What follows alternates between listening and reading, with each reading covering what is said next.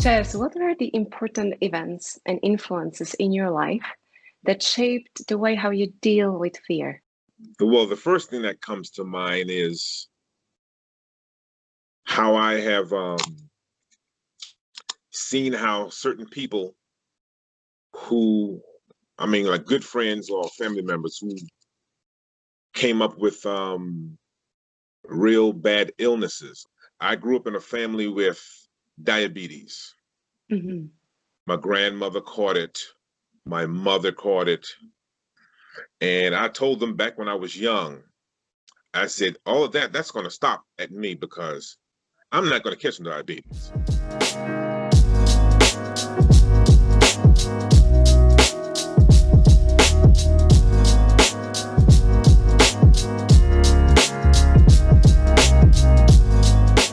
Were there any fears linked to going to military? Very good question, because of course there's a lot of risk and everything, putting your life on the line when you go into the military. But I didn't even think about the fear part when I went in. My main goal, number one, was I wanted to travel and I wanted to see the world. Mm-hmm. Because basically, how can I say, hanging out with your friends, hanging on the corner, doing this job, doing that job, not really going anywhere. I wanted more out of life. I didn't even think about the war aspect of it.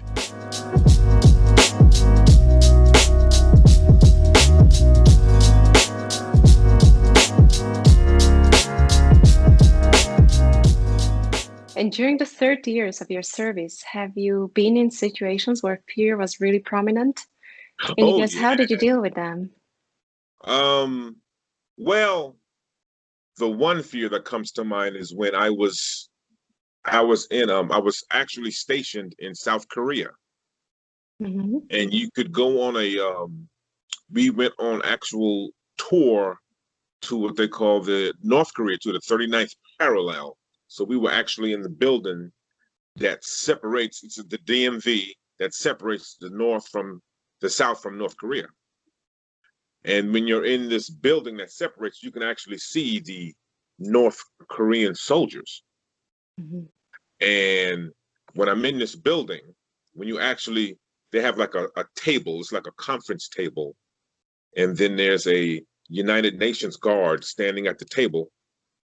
And when you walk around on this other side of the table, you are actually physically in North Korea. And the North Korean soldiers can see you. And they give you instructions. You can talk to the North Korean soldiers. You can't do no gestures. And Mm-hmm. Chaz went around the table, and I'm standing at the window. And the North Korean soldiers, two of them, they're just staring at me with these piercing eyes. With how can I say, with evil, just staring at me. And I turned around and I'm staring back at them. And one of my friends said, "Oh," and he actually took a picture of it. So I just stared at them. They stared at me. Must have stared at each other for just, it could have been like maybe a minute. And then I came back around the table. Please let my family know it was Chaz who started World War III.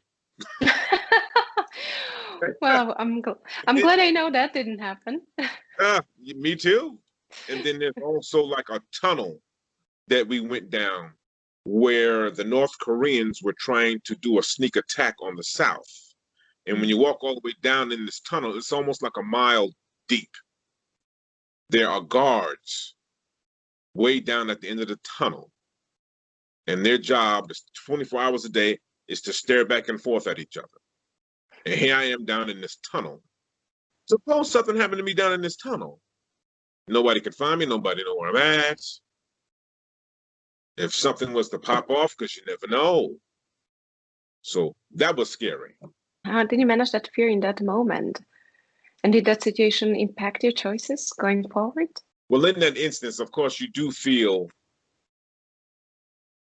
I'm not going to say safe, but you're just thankful that nothing did happen.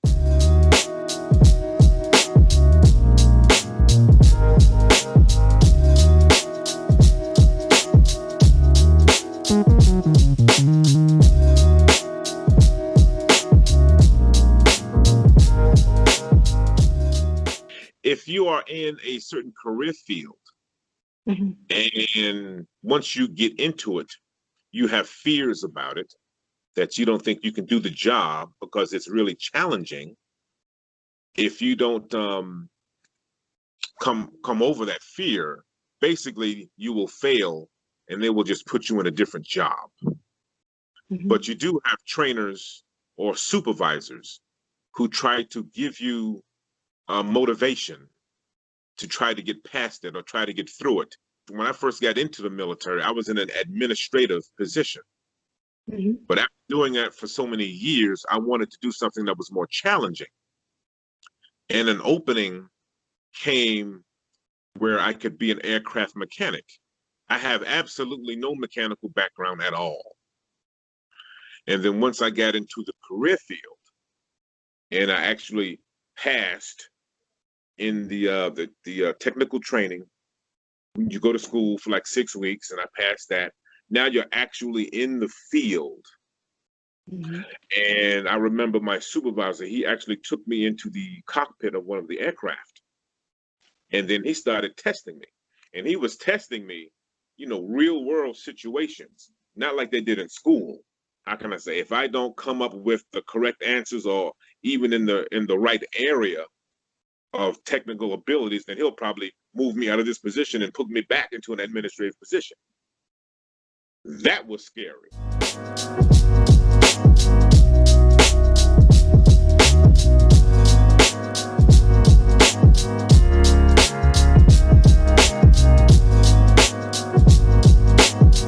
But you take little steps, learning this area of the aircraft, learning that area, and that's how you build your confidence on Mm-hmm. being more aware and gaining your technical ability and working on aircraft. And that helped me out a lot. Right. So it sounds like he gave you a way how to work around that fear, right? Yes. And how to Yes. gain that confidence to not try to solve everything at once, but go Yes. step by step. I Yes. can imagine it's a huge responsibility, because if you don't do something right around a plane, we all know how unfortunate the results could be, right? That is right, because now lives are involved. Correct. And not only your lives are involved, and you're also dealing with multi-million-dollar pieces of equipment, which is the aircraft. That is correct. You think about all of those things that could go wrong when you are working on the aircraft? Oh, yes, because you don't want to miss anything. I mean, something simple as an oil leak or tires not having enough air pressure, anything. That's why you are cognizant of everything that's around you, everything that's going on, or even losing a tool inside the engine. When that happens, they shut everything down and you can't do nothing until you find that tool.